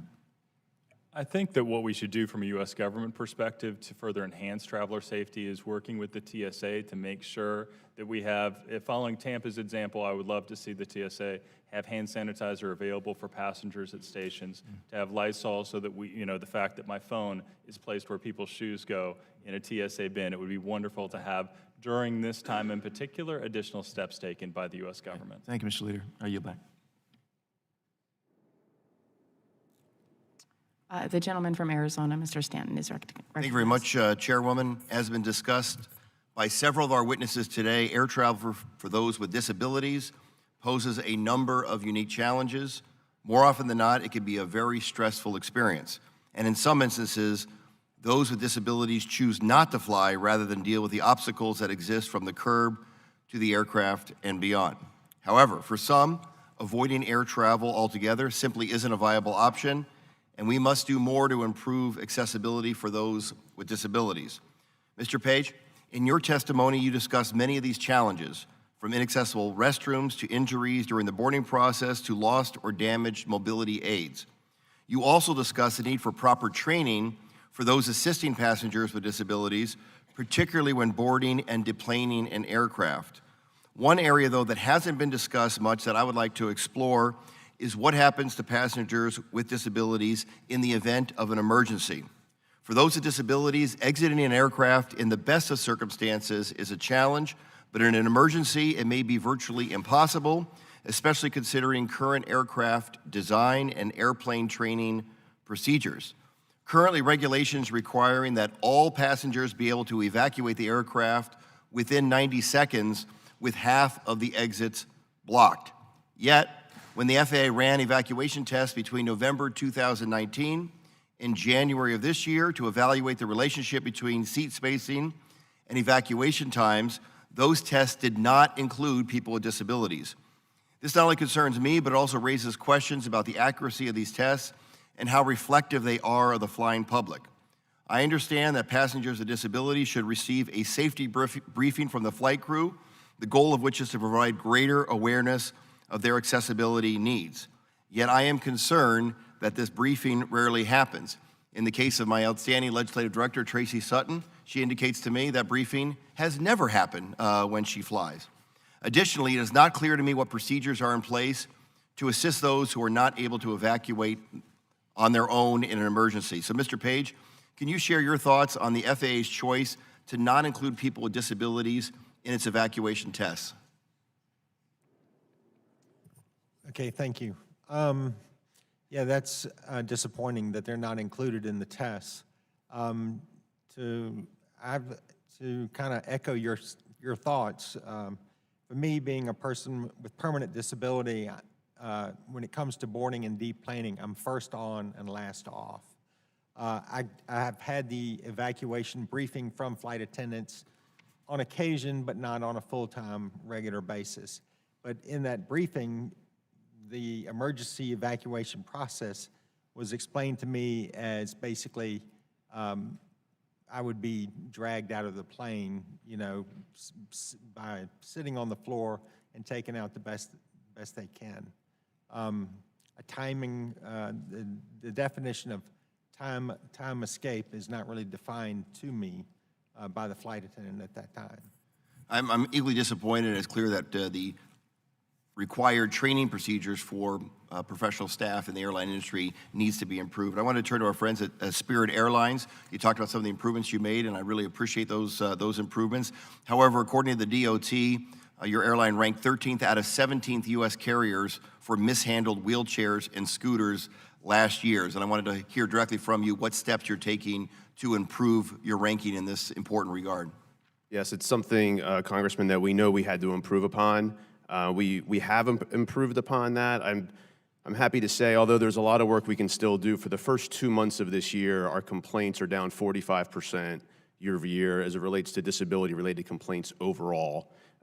As it relates to the securing and the delay of bringing the assisted devices back to the guest, we are down 29% on that number as well. So we do agree there's work to do. This is a topic that's extremely important to us and one that we feel passionate about. We know there's more we can do, but we're basically doing that just with better training, quite frankly. It's better training and making sure that we're saying the right things and making sure that the training is being followed through upon. It's maybe an opportunity for your airline in particular to be a market leader in this area and maybe work with your staff to make sure that the necessary security protocols are followed for all passengers, including and especially passengers that happen to have disabilities. Obviously, it's lacking based on my analysis, and that's an area that needs great improvement.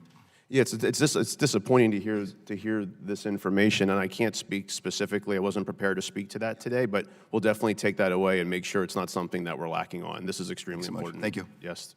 I yield back. The gentleman yields back. The gentleman from New York, Mr. Katko, is now recognized. Thank you, Madam Chair, and thank you all for being here today. As I was sitting here listening to some of the testimony and reflecting about my many, many years of traveling, I can't help but think that from the time I started traveling and flying until today, it's a vastly different experience. And it's nowhere near as pleasant and nowhere near as comfortable. And I'm not the tallest guy in the world, but I'm 6'3", and it's hard for me to fit in the seats in a lot of airlines. And you can't even move in them. And there's no headrest. You can't even put your head back because there's nothing there. So it's not as pleasant an experience for me. So I'm kind of curious. If I have time, I'm going to drill down on some of those experiences. But Mr. Vana, I want to ask you quickly. Consumer complaints between 2008 and 2017 increased. Is that because airline service deteriorated, or is it because consumers are more aware of their ability to file complaints with DOT? It's hard to pinpoint the exact reason why, Congressman. I think there are a number of factors that play into why and how a consumer will complain. What we have noticed is that they did increase about 10% over that period relative to the number of boardings, but passenger complaints they stay relatively static to DOT. They sort of get the same kinds of complaints in the same kinds of categories from year to year. What we noted in our testimony and what we found in some of our work is that we have seen notable increases in complaints related to disabilities and as well as some spikes in discrimination complaints. Okay, thank you. Mr. McGee, Consumer Reports, first of all, I love the organization. I think they serve a great job for the public, and I don't think I've ever bought a car without looking at Consumer Reports, so thank you for that. Thank you, I appreciate that. And especially having teenage boys now who are driving, I'm always trying to make sure I get a car that can keep them safe, so thank you for that. There's a disparity between your complaint numbers and those of DOT. Can you explain why that may be, or what's your take on that? Certainly. I think the best microcosm for that is the issue I raised earlier of families traveling together. When we submitted a Freedom of Information Act request to the DOT to find out complaints about families who had been separated from young children on flights, they forwarded us 136 complaints over about 2 or 3 years. We then put a portal on consumerreports.org asking people to let us know, and we would forward those complaints to the DOT, and we received more than 400, we're up to 600 now, just within weeks. So to us, that clearly underscores that the DOT complaint system is insufficient. Most consumers don't get off a flight after a bad experience and say, honey, we need to contact the DOT. They're not aware of it. In the European Union, for example, there is signage all throughout European airports letting you know how and when you can complain both to the EU and to the airlines. And we strongly suggest that the DOT needs to do more to let people know that these complaints, that the complaint system is there. Let's talk about that for a minute. And Mr. Vana, I want to give you an opportunity to talk about that. I don't know if it's DOT's role or not, but It can only help the industry do better. And I know a lot of times I fly American all the time, and they do a wonderful job about asking questions all the time. And I have those little certificates when someone does a good job on the airplane. I turn one in for them, and that's great. But how can we do something along the European model? And what would you suggest it look like? I'm not sure it should come from DOT, but if it does, what would it look like, and what would you suggest? Well, before I get to that question, Congressman, I just wanted to mention, I think DOT, when they will tell consumers to go to the airlines first with complaints, because that's the way that a consumer is going to get more immediate resolution of that complaint. When DOT is looking at complaints, they're looking for something that's pervasive, something that's repeating, it's happening over and over again, that's more broad, that has a broader consumer impact. So that's just one note as to why they would, not see as many complaints as Consumer Reports might get, for example, or the airlines themselves. As we've pointed out, we think something like, or DOT has actually reported that airlines get maybe 50 complaints for every one complaint that DOT gets. In terms of the DOT publicizing or making it known that they can be, how to complain, they have made some improvements to their website, so consumers do have a little bit better idea of how they, what rights they have available to them and how to complain. But that's on their website. You have to go to their website to see it. That's not something that's available in airports. Yeah, but I don't think people would know it if you're flying and didn't necessarily know, well, I'm going to go to the DOT website and voice my complaint. Mr. Meeke, what do you think that would look like if we tried to set something up? What would you suggest and how we do it? And I don't think it's such a bad thing, because I think the airlines want to be good and want to provide good service, and they generally do. And I understand the competitiveness and why you have to have, smaller seat space and all the other things. I got it. But what can we do to help them be more conscious of the complaints out there? Well, Mr. Von Ozz's point is a good one, in that the DOT does suggest that consumers go to the airlines to fix things. They're not in the European model where they'll step in and try and redress grievances. But the more serious problem from our perspective is that the DOT has stated to us repeatedly that they work on issues based on complaints.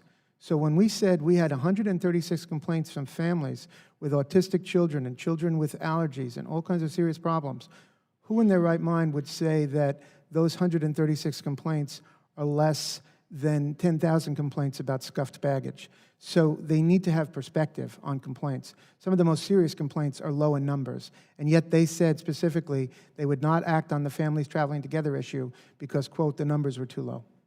Yeah, and we got to figure out a way. Maybe in a separate submission, if you have any ideas what that would look like, maybe we can figure out something. I think having a more healthy discussion on the concerns, and maybe people seeing them having nowhere to go if there is a concern.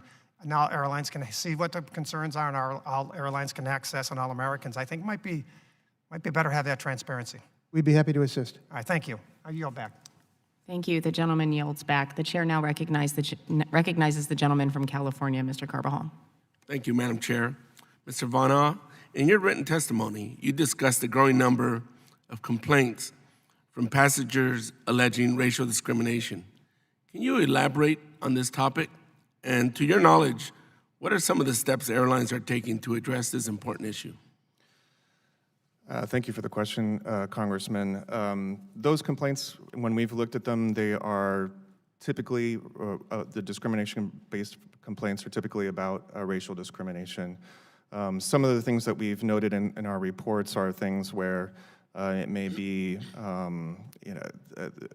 a misunderstanding, or there's always a push and pull between the pilot's ability to remove a passenger for safety reasons, but they're not allowed to discriminate, and so there may be just misunderstandings about what this, what's going on with that.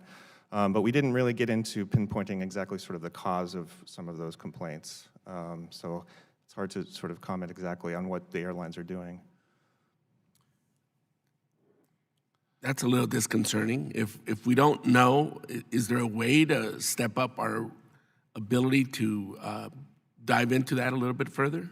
So DOT does follow up on every one of these complaints in particular. Discrimination complaints are one of those categories that they do pay close attention to and forward to the airlines. So that's one way that they're addressing the issue. Thank you. You also touched on increased barriers that passengers with disabilities face. I found it notable that you mentioned that the number of complaints filed by people in wheelchairs may not fully reflect the inconvenience experienced by these passengers. Why do you believe there is an underreporting from this particular group? Yeah, thank you for that question. There's a number of reasons why. First and foremost, there's no requirement that we looked at lavatories specifically, there's no requirement that lavatories be accessible to persons with disabilities from DOT, and so they may not have an expectation that they can complain because it's not a requirement. So that's one reason why.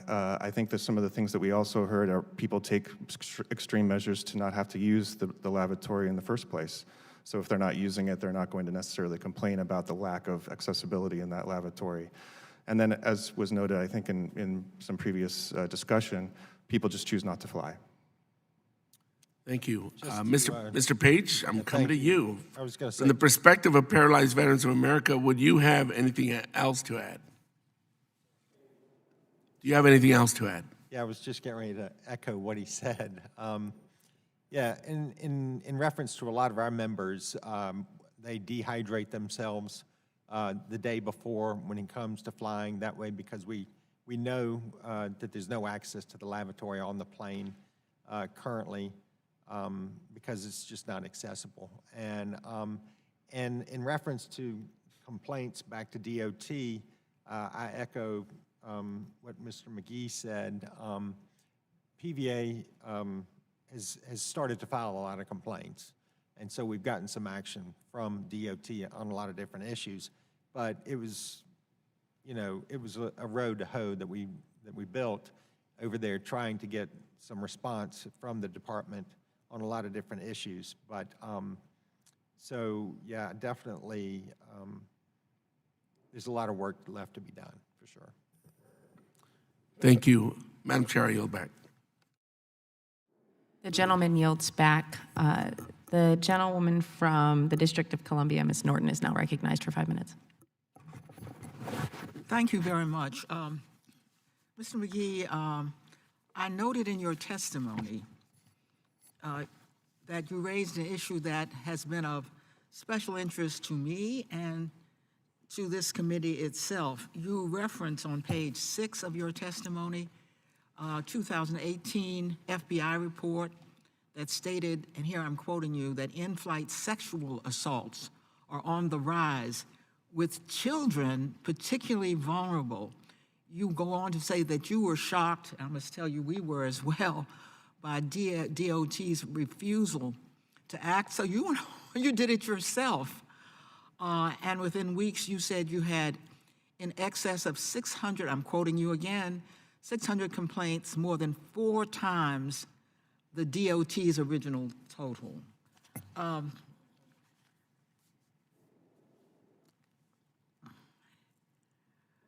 have a bill called the AWARE Act. It has a Republican co-sponsor that would require the Justice Department to report this data.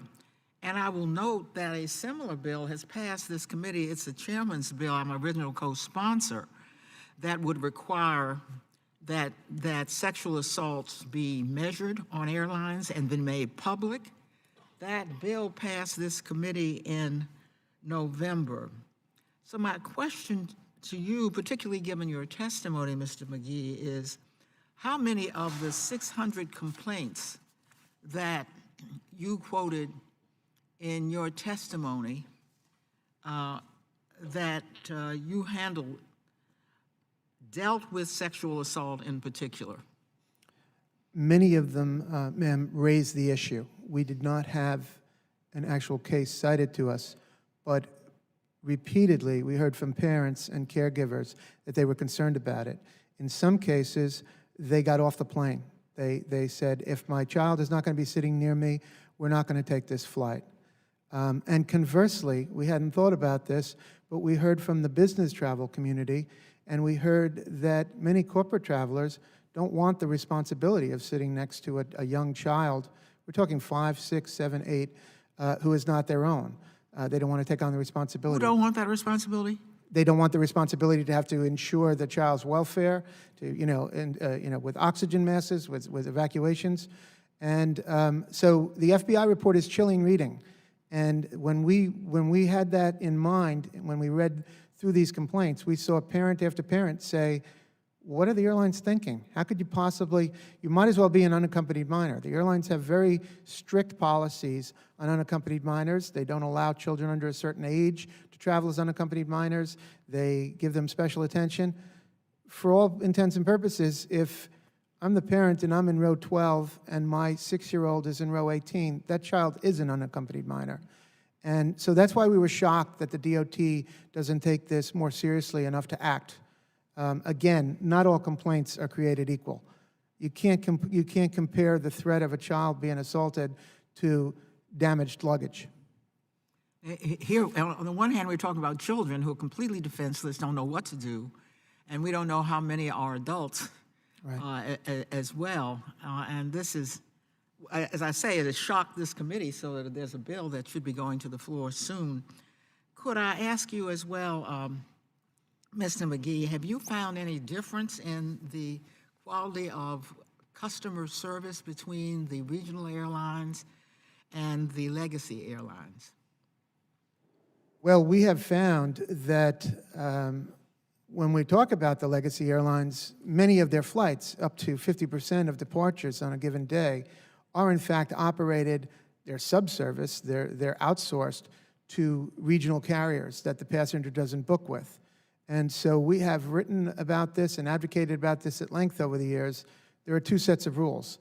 There are safety issues that in some measure have been addressed after the crash in Buffalo of Colgan Air, but there are also customer service issues. There are different standards. The bottom line is you buy a ticket on United, American, Delta, but you are flying on an aircraft that is not operated by United, American, or Delta.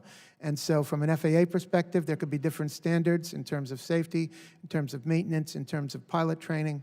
And from a customer service standard, there can be differences. Do you think the legislation is needed? Absolutely. We have advocated for years that there needs to be tighter control of regional carriers operating on behalf of major carriers. And we find repeatedly that many passengers have no idea they bought a ticket on Airline A and they're flying on Airline B. So simply knowing would help. Absolutely. Who is actually flying you. Thank you very much. I'll look into that as a... We'd be happy to assist you, ma'am. Thank you. The gentleman from Georgia, Mr. Johnson, is now recognized for 5 minutes. Thank you. Mr. McGee, when the Trump administration came to power, there was a Department of Transportation's Aviation Consumer Protection Advisory Committee that was in place that was by law to meet quarterly. Did that quarterly meeting schedule change once the Trump administration came to power? Yes, Congressman, it did. For the first 2 years, there were no meetings. They were finally reinstated in 2019. I participated in one on behalf of Consumer Reports last year.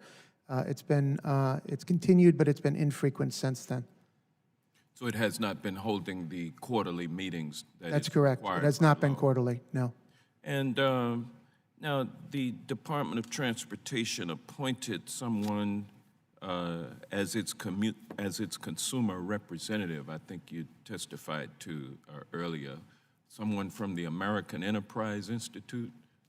Yes, and that individual has no career record of ever having advocated on behalf of consumers. So we were rather shocked by that. This is a committee with several members, and traditionally under other administrations, that role was filled by someone with a robust history of advocating for consumers. This person does not. Well, now, how has this appointment impacted consumer access to a satisfactory passenger experience on airlines?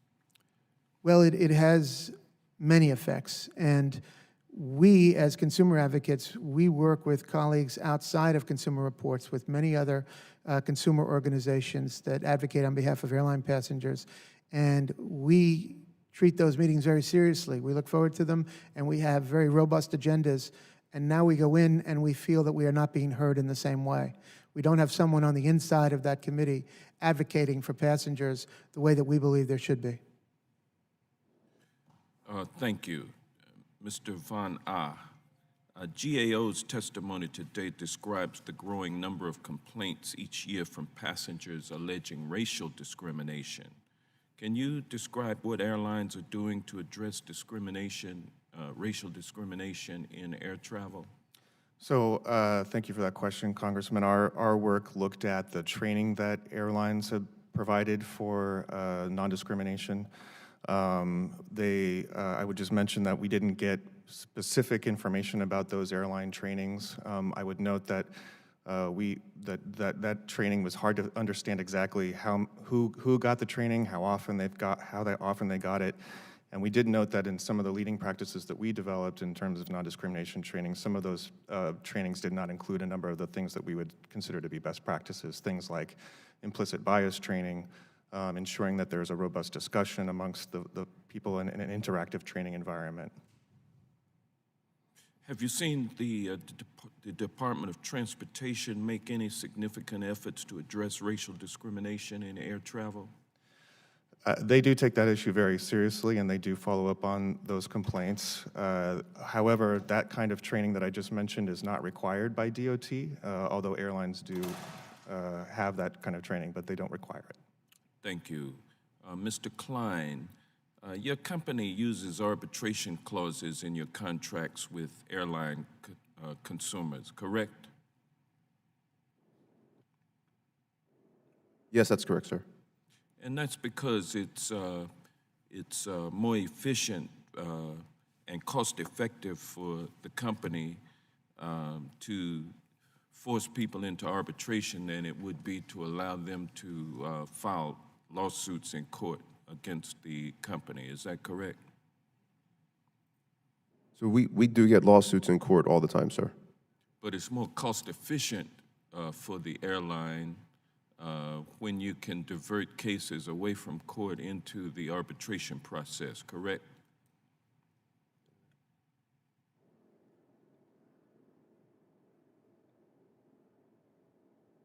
So, sir, in our case, we have many more court cases that take place than actual arbitration. No, that's not my question. My question is, it's more cost-efficient for the airline to divert cases to arbitration than it is to allow cases to proceed to litigation in court. Isn't that correct? So that may be accurate. I can't speak to the full accuracy of that. Well, otherwise you would not do it. You're a low-cost, ultra-low-cost airline. You're looking to cut corners as much as you can, and people taking you to court is just more expensive than arbitration. I mean, that's a simple equation, isn't it? Congressman, I'm General Counsel of Spirit, so maybe I'm better suited I to know answer you know this the answer type to of the question there. We do provide in some context for arbitration. Many consumer businesses do. It's an attempt to achieve better consistency of results. I would And it's say cheaper for the airline, isn't it? I'm sorry, sir? It's cheaper for the airline to divert customers into arbitration than it is to allow them to proceed with litigation. That's the question. And is that true or is that false? I really can't say because I don't. All right. The gentleman's we time has have expired. enough arbitrations to make a statement one way or the other. Thank you. The gentleman from Maryland, Mr. Brown, is now recognized for 5 minutes. Thank you, Madam Chair. I have a statement and not a question, but I'll preface by thanking each of you for being here today in this hearing on airline passenger experience. In 2018, the GAO found that airlines' operation performance generally has improved from 2008 through 2017, as measured by the Department of Transportation data on denied boardings, mishandled baggage, and late and canceled or diverted flights. This is due in part to the airlines making investments in technology, airport infrastructure improvements, and expanding flight operations. However, there's always room for improvement, especially regarding safety.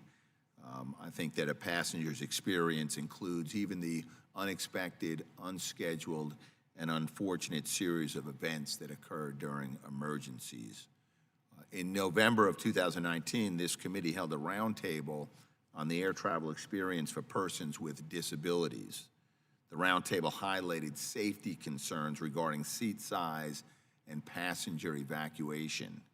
Federal aviation regulations require that the design of an airliner must permit all passengers to evacuate the aircraft within 90 seconds, with half of the exits blocked. Recent accidents have raised concerns about whether all passengers can in fact evacuate an airliner in 90 seconds, and I believe the chairman of the full committee alluded to that.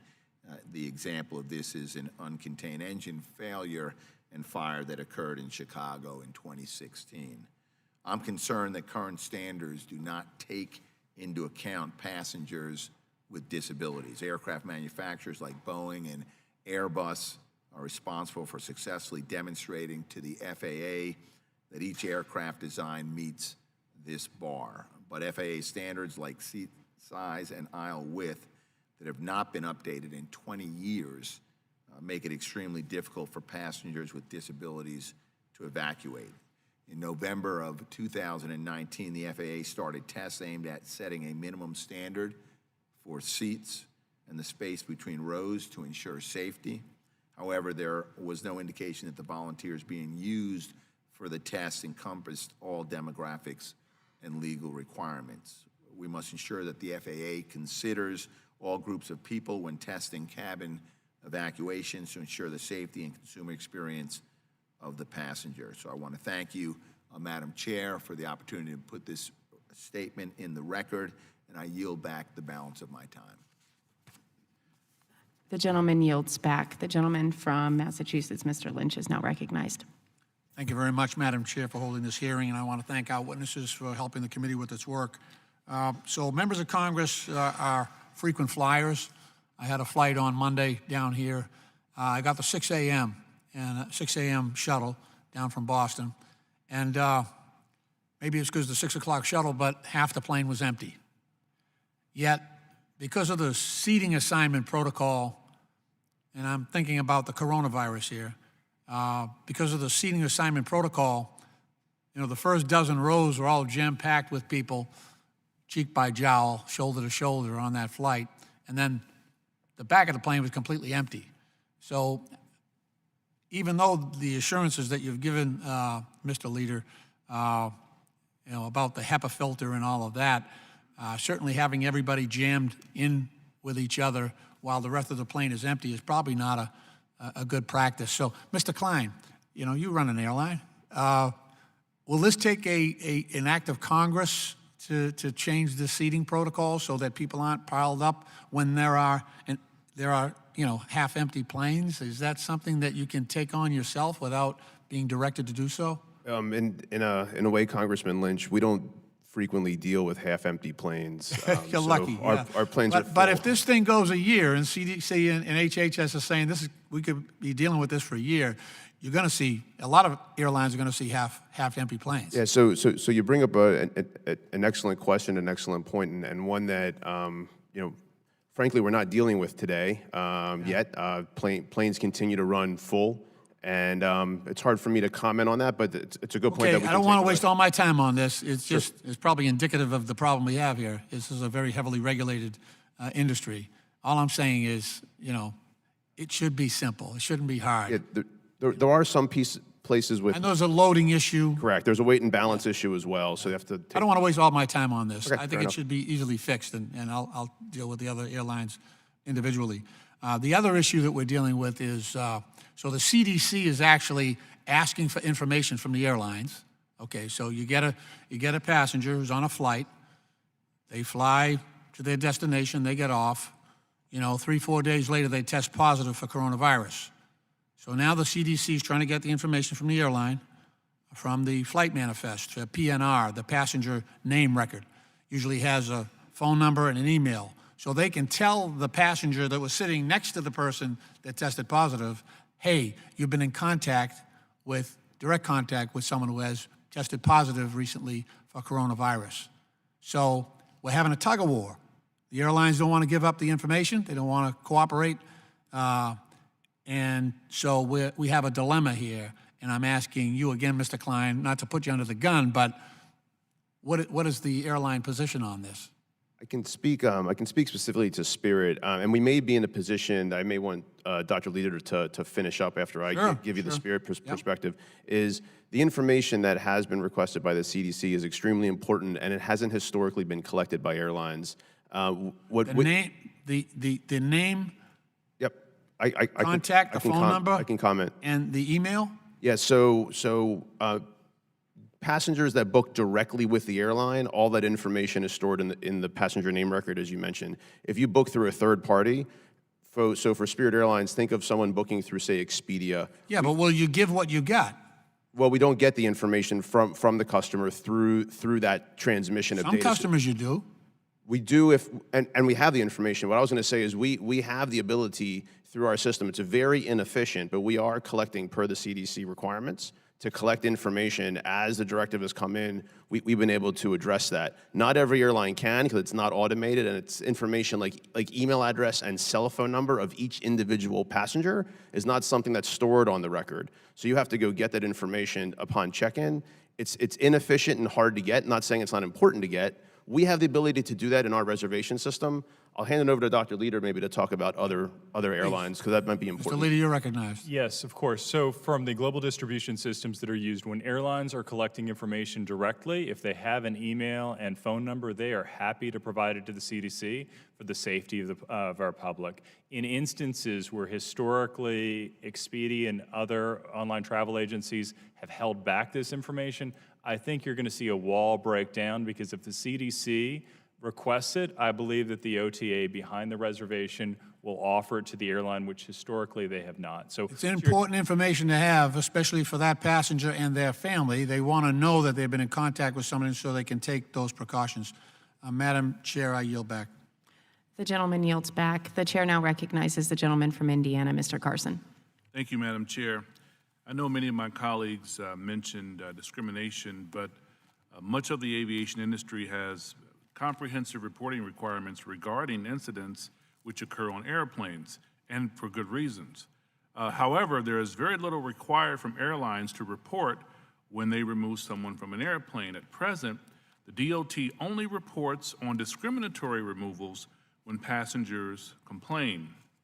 This disproportionately impacts American Muslims, Sikhs, and Arab Americans, a problem which predates the Gore Commission on Aviation Safety from 1997.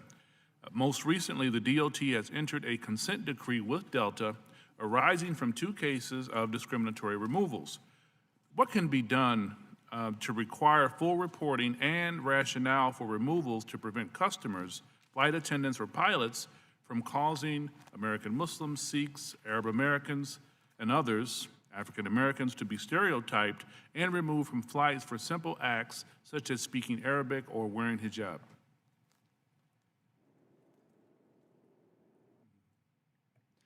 So from the airline passenger experience perspective, I can tell you that our U.S. airlines have an incident in 2 different things. Number 1 is the level of sensitivity and training that has been done by each of our airlines keeps getting better and better each year. We see examples, for example, at Starbucks, where there was insensitivity. Airlines learn from that quite readily, because that is no airline wants to be in that instance. In terms of reporting, airlines do collect incident reports anytime there is a confrontation with a passenger or an incident with a passenger that leads to removal from an aircraft. They each have procedures that are much, much better and very well orchestrated in terms of serving their customers, not allowing an incident to occur that is to the detriment of their customer, as happened to Dr. Dow. So that's an area of great improvement.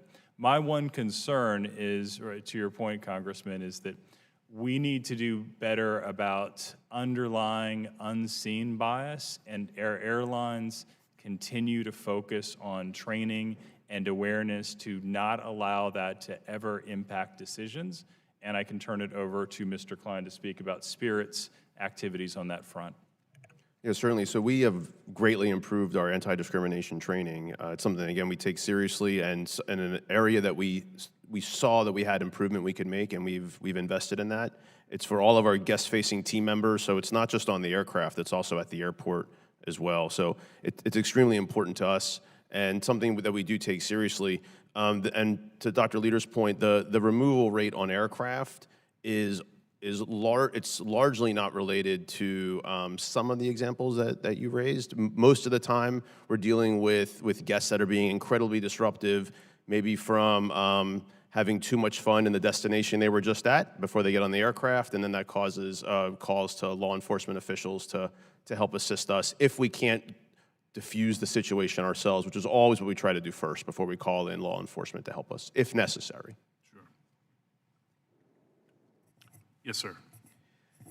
Congressman, one of the key issues here is the term airline employee itself. You'll notice that at past hearings before this committee, some airline executives have referred to their team members.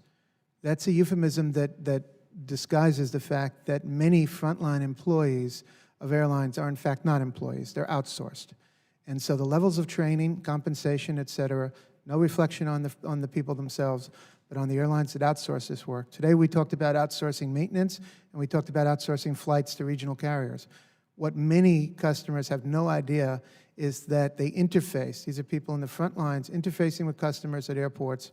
They may even be wearing airline uniforms, but they are not airline employees. So these training issues, unless you address the outsourcing issue, it's very hard to address the training issues. Great point. Yes, sir. Yeah, so Mr. McGee does raise a good point there. And what we do at Spirit Airlines is every single team member or family member, even if they are part of an outsourced organization in some of our airports, come to our headquarters in Florida and go through the exact same training as our team members that are on the specific Spirit payroll. So they come in, they have the same exact training. In fact, I spend time, and my colleagues spend time meeting each and every single person during our new hire orientation. We take time out of our day to make sure we spend that hour and a half with them during their 3+ weeks, and sometimes in cases it could be 6 or 8 weeks of training. So I understand what Mr. McGee's raising. We agree and think it's extremely important to make sure that outsourced employees are trained and taught the same way as an actual employee. We appreciate that, but that's not the case at all airlines in the U.S. Thank you, gentlemen. I yield back, Madam Chair. The gentleman yields back. Are there any further questions from members of the subcommittee? Seeing none, I'd like to thank each of the witnesses for your testimony today. Your contribution to today's discussion has been very informative and helpful. I ask unanimous consent that the record of today's hearing remain open until such time as our witnesses have provided answers to any questions that may be submitted to them in writing, and unanimous consent that the record remain open for 15 days for any additional comments and information submitted by members or witnesses to be included in the record of today's hearing. Without objection, so ordered. If no other members have anything to add, the subcommittee stands adjourned.